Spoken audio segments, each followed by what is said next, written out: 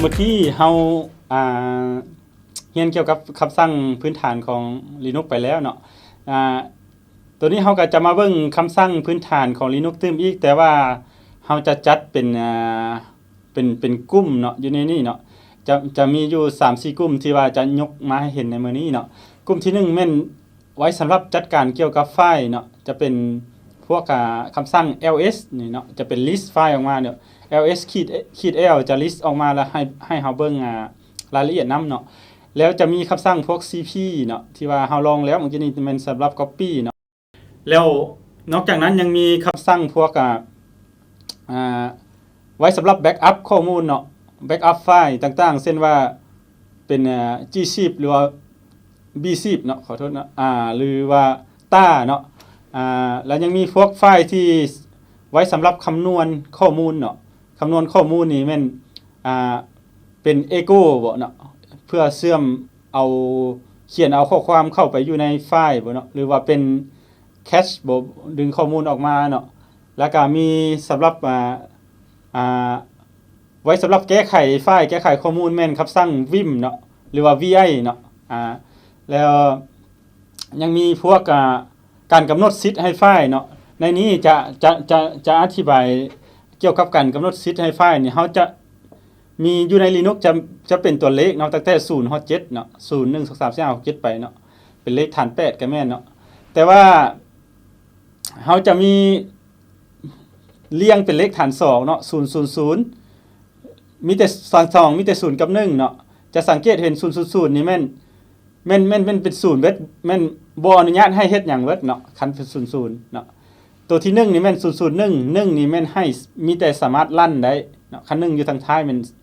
มีแต่สามารถลั่นได้เนาะแล้วเฮ็ดอันอื่นบ่ได้เนาะถ้าเป็น2เนาะจะแม่น012เนาะ012จะเป็น2จะเป็น W เนาะแม่นเขียนเนาะให้สามารถเขียนได้เนาะแต่ว่าลั่นบ่ได้แล้วก็อ่านบ่ได้เนาะสำหรับ3มันจะเป็น011เนาะ011จะเป็นwx เนาะมันเขียนได้กับลั่นได้เท่านั้นเนาะส่วนว่าเป็น c จะเป็น100เนาะ r เนาะ c จะเป็น r จะเป็นให้มีแต่สามารถอ่านได้อย่างเดียวเนาะละ5จะเป็น101เนาะจะเป็น r แล้วก็ x เนาะมีแต่อ่านกับลั่นได้เนาะ execute ได้เนาะ6จะเป็น110เนาะสามารถอ่านเขียนได้แล้วแต่ว่าลั่นบ่ได้เนาะไฟล์ตัวนี้สำหรับ7แม่น1111แม่น rwx เฮ็ดได้เบิดเลยทุกอย่างตัวนี้เนาะ7จะเป็นอ่านก็ได้เขียนก็ได้ลั่นก็ได้เป็น x เนาะแล้วคำสั่งที่ใช้กำหนดสิทธิ์ให้ไฟล์นี้มันจะเป็น chmod เนาะตัวนี้เฮาจะไปเบิ่งตัวอย่างการใช้คำสั่งพื้นฐานเกี่ยวกับการจัดการพวกนี้เนาะเบิ่งตัวอย่างโอเคเนาะเฮามาเบิ่งคำสั่งตัวอย่างการรันคำสั่งพื้นฐานพวกนี้เนาะการจัดการเกี่ยวกับไฟล์การคำนวณไฟล์เนาะแล้วก็การแก้ไขไฟล์แล้วก็การกำหนดสิทธิ์เนาะโอเคอันเดอร์อาจจะมาเริ่มจากการจัดการเกี่ยวกับไฟล์เนาะมาลองแบ็กอัพข้อมูลเบิ่งเนาะในกรณีนี้ให้เข้ามาที่เทอร์มินอลเฮาคือเก่าเนาะเปิดเทอร์มินอลขึ้นมายกตัวอย่างอยู่นี่เฮาจะแบ็กอัพเอาเบิ่ง ls เบิ่งเฮามีหยังแน่เนาะอยู่นี่เฮามีต่างๆอยู่ในนี้เนาะถ้า ls ขีดบ่แม่น ls ขีด l ก่อนเนาะขีด l เฮาจะเห็นรายละเอียดไฟล์พวกนี้เนาะโอเคมาลอง cd เบิ่งเนาะ select เข้าไปใน root เนาะตอนนี้เฮาอยู่ root เนาะเฮา ls คิด l เบิ่งหลายเนาะอยู่ใน root มันมีหลายเด้เนาะอยู่ในนี้จะมีไฟล์ของ var ของเป็นไฟล์ที่ว่าอยู่ใน architecture ของ Linux อะไรเนาะเบิ่งเด้อตัวอย่างต่อไปนี้เฮาสิ backup home เนาะ backup home เอามาไว้อยู่ที่ tmp เนาะใช้คำสั่ง tar เนาะtar -cwf เนาะโอเคtar -cwf home TMP ก่อนเนาะเฮาว่าเฮาสิแบ็กอัพมาไว้ใส่ก่อนเนาะใส่ชื่อว่า home.ta.gz เนาะ .gz อย่าว่างแม่นใส่โฟลเดอร์ที่เฮาต้องการแบ็กอัพเนาะเฮาก็หลังจากนั้นก็ enter เนาะมันจะ copy เอาไฟล์ทั้งหมดจะอยู่ใน home หั่นไปzipไป archive ไฟล์เป็น ta.gz เอาไปไว้อยู่ในโฟลเดอร์ tmp เนาะโฟลเดอร์ home นี่ของ root นี่มีหลายเนาะอยู่ในนี้ใช้เวลาหน่อยนึงในการcopy ไฟล์เนาะโอเคเฮารอท่าจนมันcopy ให้เฮาสำเร็จเนาะหลายเนาะเพราะว่าใน Ubuntu ตัวนี้นี่มันได้ติดตั้งPostgis ใส่มันมีไลบรารีของ Postgis หลายมันเลย copy หลายนั่นนึงเนาะขึ้นกับว่าอยู่ใน home ของ user ใดที่ว่ามีโปรแกรมใดหลายแฮงได้ copy หลายเนาะแท้จริงแล้วการแบ็กอัพนี่เฮาควรเลือกเวลาที่เหมาะสมเนาะยกตัวอย่างว่าตอนแรงบ่หรือว่าท้ายอาทิตย์บ่ตอนที่ user หั่นบ่ใช้เซิร์ฟเวอร์เฮาเนาะเพราะว่ามันจะโบเลอร์เนาะแล้วก็ copy ข้อมูลได้ไวเนาะโอเคแบ็กอัพสำเร็จแล้วเนาะcd เข้าไปเบิ่งเนาะบัดนี้อยู่ใน tmp เนาะ ls เบิ่งเห็นเนาะเฮาจะเห็นโฮมที่เฮาแบ็กอัพมาอยู่นี่แล้วนี่เนาะมันเป็นไฟล์ที่เฮาแบ็กอัพมาเวียนเนาะจะบอกขนาดฟอร์มอยู่หั่นเนาะบอกไซส์ของมันอยู่หั่นฟอร์มเนาะจะเห็นเนาะโฮมมันแบ็กอัพมา212เมกเนาะอยู่หั่นไฟล์ของ home.ta.gz เนาะหรือว่า df test เฮาจะเบิ่งเลยเนาะdirectory เฮาถูกใส่ไปหลายเติบแล้วเนาะอยู่นี่เฮาจะลบทิ่มเนาะตัวนี้เฮาเอาแบ็กอัพตัวอย่างซื่อrm มัน remove เนาะแล้วก็ cd ออกจากหั่นเนาะตอนนี้ cd ละ enter มันเฮาจะออกไปอยู่ current directory เนาะออกไปอยู่ directory ที่ว่าเฮาอยู่หั่นเนาะ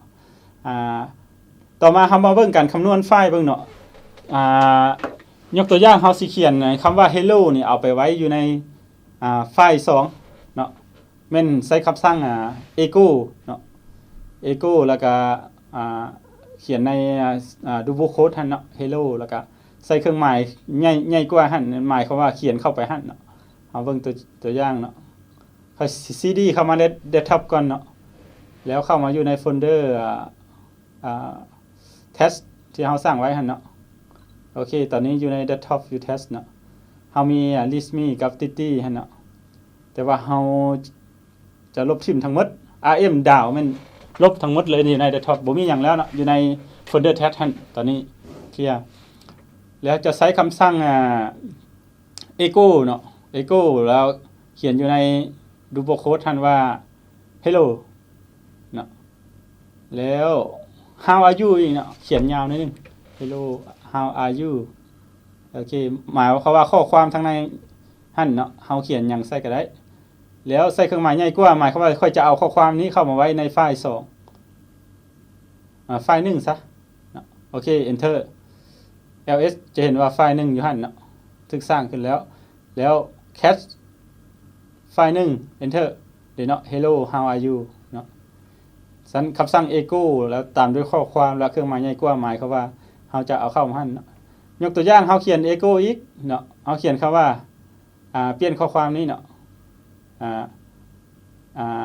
I am fine ยกตัวอย่างเนาะค่อยสบายดีเนาะthanks ขอบใจโอเคเอาไปไว้อยู่ในไฟล์1อีก enter เนาะ catch เบิ่งไฟล์1นี่เนาะ I am fine thank you เนาะเห็นบ่แต่ว่าสังเกตเห็นมันจะไป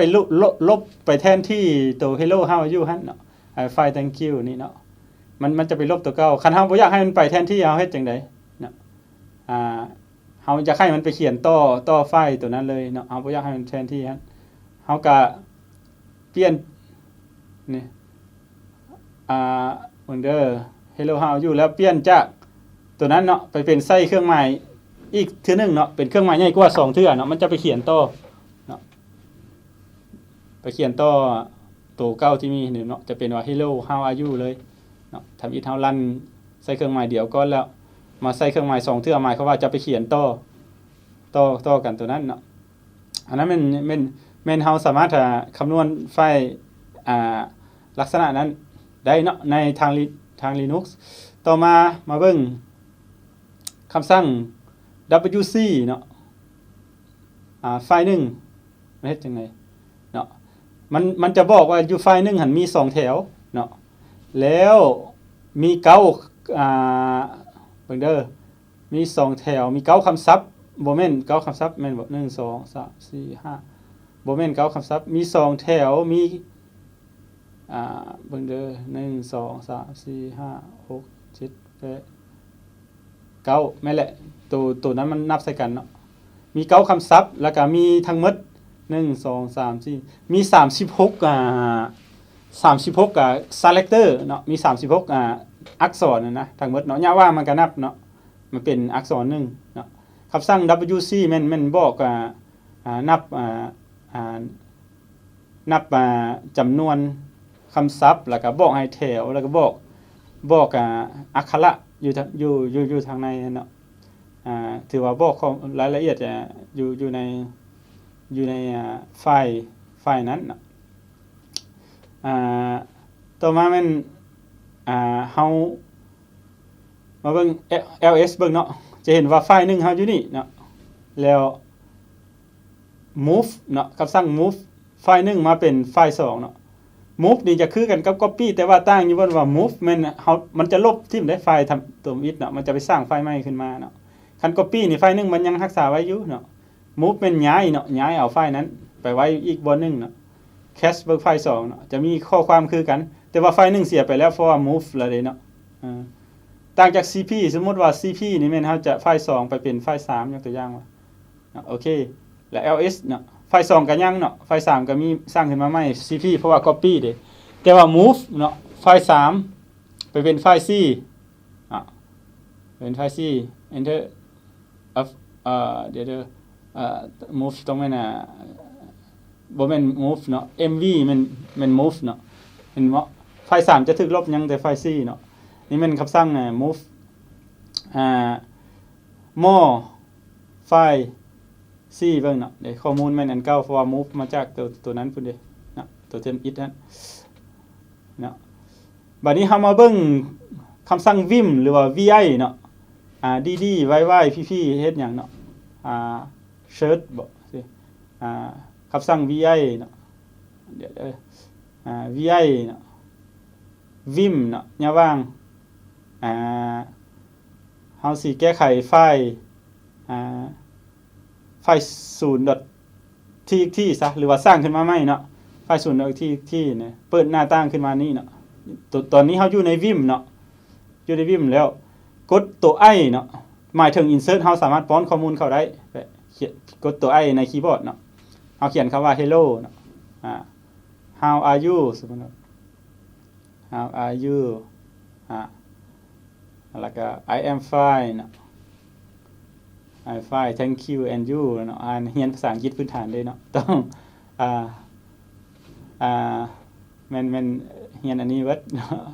I am fine too เนาะโอเคหลังจากเฮาเขียนข้อความอยู่นี่หมดแล้วอยู่ใน Vim เฮาสิเฮ็ดจังได๋กด escape เนาะ escape แล้วก็หลังจากนั้นส่งจำเนาะส่งจำแล้วก็ wq จำเม็ดคีย์ยอดหมายถึงเซฟแล้วก็ออกเนาะเฮาสิกด Ctrl S เลยบ่ได้อยู่ใน Vim เนาะเด้มันจะเซฟไปเฮาแล้วก็ออกเนาะ ls จะเห็นว่าไฟล์ 0.txt อยู่หั่นแล้วเนาะ cache เบิ่งไฟล์ 0.txt เนาะเห็นเนาะ hello how are you ไฟล์ thank you and you เนาะโอเคเคลียร์ก่อนเนาะ Vim อีกทีนึงเนาะไฟล์ 0.txt เฮาสิมาแก้ไขข้อมูลอยู่ในไฟล์ตัวนี้เนาะมันได้กด i มัน insert เนาะ ได้เนาะเฮากดเลื่อนคัร์เซอร์ไปใส่แถวมันแล้วกดไว้หมายถึง copy เนาะแล้ว enter แล้วก็กด P มัน paste เนาะเห็นเนาะ paste กดตัว P เนาะมัน paste หรือว่าเฮากดDD มันลบทิ่มเนาะ D 2เทื่อในคีย์บอร์ดเนาะ DD อีก DD ก็แม่นลบออกเนาะได้เนาะเนาะมึงเด้อเฮากด escape แล้วก็2จำ select แม่น25เนาะตามด้วยคีย์เวิร์ดที่เฮาต้องการ25ยกตัวอย่าง25คำว่าโตโต้นี่เนาะมันจะเล่นไปหาแถวที่มี to ขอโทษมี to เนาะกด escape 2จำ select แล้วตามด้วยคีย์เวิร์ดที่เฮาต้องการบ่คือง่ายเนาะแต่ว่ายกตัวอย่างไฟล์ที่มีเอกสารหลายๆเฮาต้องการนะครับ25คำศัพท์ตัวนี้มันไปอยู่ไสเนาะเฮาจะใช้ตัวนั้นเนาะบัดนี้เฮาสิออกมานี่เนาะกด escape WQ จะไม่ที่ยอด enter ออกเซฟแล้วก็ออกเนาะcache ไฟล์zero txt เนาะได้เนาะออกคือเก่าอันนี้แม่นเฮาใช้คำสั่ง vi เนาะหรือว่า vim เนาะ vim เนาะvi ก็คือกันแต่ว่ามันเป็นเวอร์ชันเก่าเนาะของ Linux เนาะเวอร์ชันใหม่ของ vi จะเป็น vim เนาะ vim เนาะไซส์คือกันเนาะแต่ว่าตัว vim จะเสถียรหลายกว่าอันนี้มันเทียบระหว่าง2ไฟล์เนาะโอเคถือว่าการนำใช้คำสั่ง vim เนาะบ่มีปัญหาเนาะแล้วก็มาเบิ่งการกำหนดสิทธิ์ให้ไฟล์เบิ่งบัดนี้เนาะเฮาเซตจังได๋เมื่อกี้นี้เฮาอธิบายไปแล้วแต่ละตัว00แม่นเฮ็ดหยังเนาะ11แม่นเฮ็ดหยังเนาะเฮาเข้าใจแต่ละตัวแล้วเนาะexclude permission only นี่เนาะแต่ละตัวคัน W ก็เขียน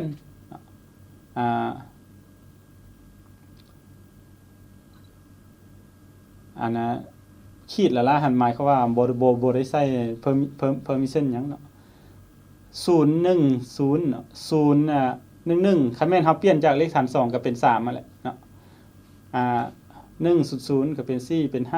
5ไปเนาะคันเฮาเปลี่ยนแล้วเป็น R X W เนาะ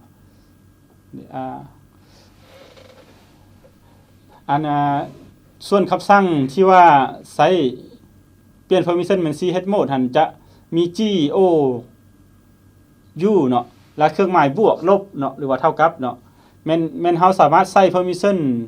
g บวกก็ได้เนาะหรือว่า o บวกหรือว่า u บวกก็ได้เนาะบวก permission หรือว่าลบออก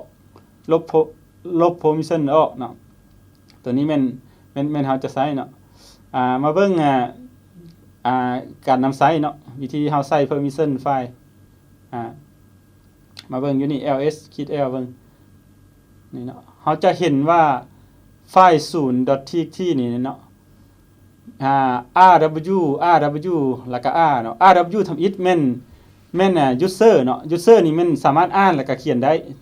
ต่อมามันกรุ๊ปเนาะกรุ๊ปก็สามารถอ่านและเขียนได้เนาะต่อมามัน author มันคนอื่นเนาะมีแต่อ่านได้อย่างเดียวเนาะบัดนี้เฮาสิเปลี่ยนโหมดเนาะ ch mode 000เนาะบ่ให้ไผเฮ็ดหยังได้เลยไฟล์ตัวนี้เนาะไฟล์ 0.txt enter เนาะและ ls เนี่ยว่าง -l เนาะเห็นว่าบ่มีเลยเนาะเห็นบ่ไผก็บ่สามารถเฮ็ดหยังได้ไฟล์ตัวอ่านก็บ่ได้เขียนก็บ่ได้ลั่นก็บ่ได้เนาะ user ใดก็บ่สามารถเฮ็ดหยังได้กับไฟล์ตัวนี้เนาะอันนี้แม่นการใส่ permission ให้ไฟล์เนาะสมมุติเปลี่ยนจาก00เป็น001เนาะโอเค ls เบิ่ง -l เห็นบ่เนาะมีแต่สามารถลั่นได้เนาะอ่านก็บ่ได้เขียนก็บ่ได้เนาะมีแต่ author สามารถลั่นได้เนาะเฮาใส่เป็น001แล้วเฮาใส่เป็นตัวอื่นเบิ่งมานี่011 ls เบิ่งบัดนี้ -l เนาะเห็นบ่กรุ๊ปกับauthor สามารถลั่นได้เนาะบัดนี้เฮาเปลี่ยนใส่โหมดอื่นเบิ่งบัดนี้สิใส่เป็น775ยกตัวอย่างเนาะตามด้วยชื่อไฟล์ที่เฮาต้องการใส่ permission เนาะโอเค enter enter 7นี่แม่นหยังอ่านเขียนได้เบิดเนาะเห็นบ่เนาะอ่านเขียนลั่นได้เบิดเบิ่งเด้อ enter เนาะiOS ที่แล้วเห็นบ่เนาะเห็นบ่จะเป็น RWX RWX แล้วก็ R เนาะเพราะว่า775นี่เนาะตัวเทิงเด้อเนาะสมมุติว่าเปลี่ยนเป็นเบิ่งเปลี่ยนเป็น7เบิดเลยบัดนี้โอเคเอาอ่านเขียนได้เบิดเลยแหละทั้ง user ทั้ง group ทั้งroot เห็นบ่เนาะจะเป็น RWX RWX หมดเลยเนาะเห็นไหมตั้งสามารถอ่านเขียนแล้วก็ลั่นได้เนาะอันนี้มันการใส่ permission ให้ไฟล์เนาะโอเคชื่อว่าพื้นฐานเนาะพื้นฐานการนำใช้การจัดการเกี่ยวกับไฟล์เนาะหรือว่าบรรดาคำสั่งพื้นฐานเนาะถือว่าสมมาพอควรเนาะแล้วเฮายังมีหลายคำสั่งเนาะยกตัวอย่างอยู่นี่วิธีหนึ่งอีกแม่นเฮาบ่อยากใช้เป็นตัวเลขเฮาสามารถใช้ ch mode ละ u บวก rwx ไฟล์2ยกตัวอย่าง enter เนาะแล้วเฮา ls เบิ่งเนาะสังเกตเบิ่งไฟล์2เนาะไฟล์2แม่น user จะสามารถอ่านเขียนได้แล้วเดี๋ยวเฮาใส่ u บวกนี่เนาะหรืออีกวิธีหนึ่งเนาะอีกวิธีหนึ่งแม่นเฮาสามารถใช้ch mode เปลี่ยนเป็นกรุ๊ปเนาะ g นี่แม่นเบิ่ง g นี่เฮาสิลบออกซะเนาะลบออก r เอาลบออก w เนาะสังเกตเห็นตัวกรุ๊ปนี่จะบ่สามารถเขียนได้เนาะมีแต่ r ตัวเดียวเพราะว่าเฮาลบ w ออกแล้วเนาะการใส่ permission แม่นได้ทั้งใส่เป็นตัวเลขแล้วก็ใส่เครื่องหมายบวกหรือลบออกหั่นเนาะพื้นฐานที่ว่าการนำใช้การกำหนดซีทให้ไฟล์เนาะการจัดการไฟล์เนาะการคำนวณไฟล์หรือว่าการแก้ไขไฟล์เนาะแม่นประมาณนั้นเนาะเฮาเบิ่งตอนต่อไปเนาะมาตอนนี้เฮาสิมาเบิ่งเรื่องการจัดการเกี่ยวกับผู้ใช้ระบบเนาะใน Linux เนาะเฮาจะมีบรรดาคำสั่งต่างๆที่ว่ามาจัดการเกี่ยวกับผู้ใช้ระบบใน Linux บ่ว่าจะเป็นพวกwho เนาะหรือว่า who เนาะหรือว่า whoam เนาะหรือว่าคำสั่ง last เนาะหรือว่าเป็น last reboot หรือว่าเป็น last log หรือว่า id เนาะ id แล้วตามด้วย user เพื่อเบิ่งรายละเอียดของ user เนาะหรือว่าเป็นกรุ๊ปเพื่อเบิ่งกรุ๊ปของ user เนาะอยู่ใน Linux นี่เกี่ยวกับ user นี่จะมี3ไฟล์ที่สำคัญเนาะตัวที่1แม่น select etc แล้วก็ passwd เนาะตัวนี้จะเป็นเก็บข้อมูลของ user เนาะแล้ว select etc แล้วก็ select group จะเป็นเก็บข้อมูลของกรุ๊ปเนาะ select etc select shadow จะเป็นบ่อนเก็บ password ของ user ที่เข้าใช้ใน Linux เนาะนอกนั้นเฮายังมีคำสั่งใช้สำหรับมาเพิ่ม user เข้าใหม่เนาะหรือว่าเพิ่มกรุ๊ปใหม่เนาะอยู่ในนี้มัน user add เนาะจะเป็นยกตัวอย่างตัวนี้มัน user add Toto จะเป็นการเพิ่ม user ชื่อว่า Toto เนาะแล้ว passwd มันหมายคำว่าใส่ password ให้ user เนาะแล้วเฮาใส่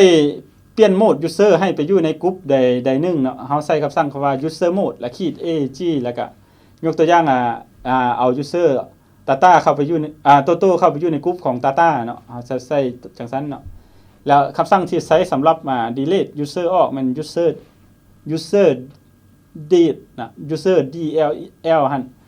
del แม่นสำหรับ delete user เนาะยกตัวอย่างเฮาต้องการลบ user Toto ก็แม่น user del Toto เนาะแล้วเฮาจะไปเบิ่งวิธีการเฮ็ดตัวจริงเนาะให้เปิดLinux เขาขึ้นมาเนาะเปิดหน้าต่าง Linux ขึ้นมาเพื่อไปลั่นคำสั่งจัดการเกี่ยวกับ user นี่เนาะมาจัดการเกี่ยวกับ user เนาะหรือว่าจัดการเกี่ยวกับผู้ใช้นั่นแหละผู้ใช้ระบบ Linux เฮานะมาลองบรรดาคำสั่งพวกนี้นะอยู่ใน Linux มาลองเบิ่งตัวจริงโอเคมันเด้อ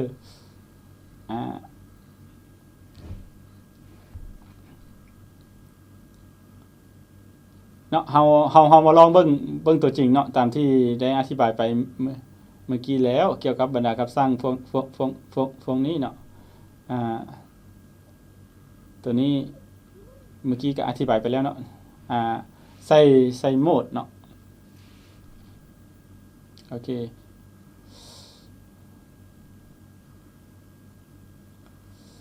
เฮามาที่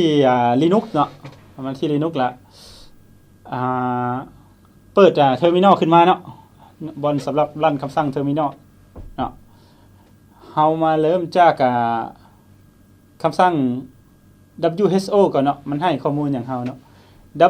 who จะเบิ่งว่าจะบอกว่าบรรดา user ที่ว่าใช้ระบบเฮาเนาะคือเพชรสมรนี่ TTY2 นี่กำลังใช้อยู่นี่เนาะตอนวันที่22เดือน10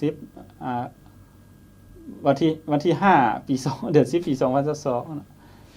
เวลาเท่านั้นโมง user นั้นใส่ระบบเขาใส่ระบบเฮาเนาะสันคำสั่ง who นี่ก็มันหรือว่า who I am เนาะเบิ่งเด้อ who I am สิใส่ได้บ่กับ Ubuntu โอเคใส่ได้แต่ว่าบ่มันจะบ่บอกกันเนาะ who I am ลองเบิ่ง who I am ตัวนี้โอเคฮู้จักบ่เป็นหยังอาจจะเป็นw ละละบ่โอเคw ละละเนาะ w ละละก็ได้เนาะจะบอกว่า user เนาะจะบอกtime to leave เนาะเราจะบอกloads เนาะเวลาเนาะเห็นบ่ยกตัวอย่างเพชรสมร user 1โตโต้สิเนาะเท่านั้นโมงเนาะแล้วก็เข้าไปใช้ CPU เท่าไหร่เนาะแล้วก็เฮ็ดหยังมันอยู่ watch เนาะ watch มันจะบอก session เฮาว่า user นั้นเฮ็ดหยังอยู่หั่นเนาะอันนี้คำสั่ง W ตัวเดียวเนาะมันบอกข้อมูลเนาะคันเฮาอยากรู้รายละเอียดว่า user นั้นเฮ็ดหยังก็มันอยู่ใน last บัดนี้คำสั่ง last เนาะ last ก็คือกันเนาะจะบอกว่า last login เนาะ user ที่ว่า last login จะมีuser Toto มี user เพชรสมรเนาะตอนเท่านี้โมงนี่เนาะเฮ็ดหยังนี่เนาะ Toto นี่เนาะเห็นบ่ 15:12 นาทีstill log in อยู่เนาะกำลัง log in อยู่คำสั่ง last แล้วมีคำสั่งเบิ่งเด้อ last log หรือว่าlast reboot เนาะ last log เบิ่งเนาะนี่เนาะมันจะเบิ่ง log เนาะว่าผ่านมาแม่นuser หยังเฮ็ดหยังแน่เนาะเข้าผ่านทางใด IP ใดเนาะเฮาจะเบิ่ง log ของ user เข้าใส่ระบบเฮาตัวนี้เนาะแล้วยังมีคำสั่งอย่าง group หรือว่า ID เนาะ ID มันจะบอกข้อมูลของ user เนาะคือ ID 1000นี่แม่น user เพชรสมรนี่เนาะ GID มัน group ID เนาะ group ID รหัสของ group เพชรสมรก็แม่น 1000 เนาะเด้เนาะแล้วก็บอกข้อมูลของ group เนาะสมมุติว่า ID Toto เนาะเด้มันจะบอกข้อมูลของ Toto ID ของ Toto แม่น1002เนาะ GID แม่น1002คือกันสิเนาะคำสั่งID เนาะแล้ว ID ได้ตามด้วย user แล้วก็ยังมีคำสั่ง group เนาะ group group นี่เห็นบ่เนาะ group มีตัว S จะมี group เพชรสมร group ADM group ต่างๆเนาะที่ว่าเป็น group ที่ว่าสร้างไว้ในระบบของเฮาเนาะgroup ของ Simba Share บ่มันหยังต่างๆเนาะเป็นคำสั่ง group แล้ว3ไพ่ที่สำคัญอยู่ใน Linux ของเฮาเนาะจะมีอยู่ตัว select etc เบิ่งจุดเขียวเนาะเฮาไปเบิ่งอยู่ในsudo เนาะadd ไปเพิ่ม user เข้าก่อนเนาะ add user เนาะ add user ลองเพิ่ม user ได้1เข้ามาก่อนยกตัวอย่าง user ชื่อว่ากาก้าเนาะ enter เนาะแล้วใส่ password ของเพชรสมรนั่นเนาะโอเคแล้วมันจะให้เฮาใส่password ให้กาก้าหั่นเนาะแล้วก็ใส่อีกตัวนึงเนาะโอเคใส่ชื่อเนาะใส่ห้องบ่ใส่ก็ได้ตัวนี้เนาะ enter ไปเลยเนาะถามว่าให้เฮาคอนเฟิร์มเนาะว่า correct enter เนาะโอเคตอนนี้ user กาก้าถูกสร้างขึ้นแล้วเนาะแล้ว ID กาก้าเบิ่งเห็นเนาะ1003แม่นกาก้า GID ก็1003กาก้านี่แม่นวิธีสร้าง user อยู่ใน Linux เนาะแล้วเฮาไปเบิ่ง กรุ๊ปแอดเนาะเฮาสร้างกรุ๊ปขึ้นมาใหม่เนาะยกตัวอย่างเฮาใส่ชื่อกรุ๊ปว่าอ่าLYU เนาะโอเคเอาบ่แม่นสร้างกรุ๊ปอันนี้ต้องได้ใส่คำว่า sudo ทั้งหน้าเนาะเพราะว่าเฮาบ่ได้อยู่rootโอเคตอนนี้กรุ๊ป LYU ถูกสร้างแล้วเนาะบัดนี้ต่อมาเนาะเฮาสิเปลี่ยนโหมดเนาะให้กาก้านี่เข้ามาอยู่ในกรุ๊ปของ LYU เนาะ LYU โอเคโอ้โทษบ่ถูกเนาะต้องแม่นบ่แม่น2จำเนาะต้องแม่นLYU อยู่ทางหน้าบ่อาจจะปีนกันเดี๋ยวโทษบ่แม่นปีนกันเนาะปีนกันบ่แม่น2จำแม่นยะว่างเนาะโอเคอาจจะลบ2จำออกแล้วเปลี่ยนเป็นยะว่างเนาะต้องแม่นsudo อยู่ทางหน้าอีกเนาะขอโทษโอเคเนาะโอเคตอนนี้เฮาเปลี่ยนโหมดให้กาก้านี่มาอยู่ในกลุ่มของ LYU แล้วเนาะ ID กาก้าเบิ่งจะเห็นว่าเดี๋ยวเนาะกาก้านี่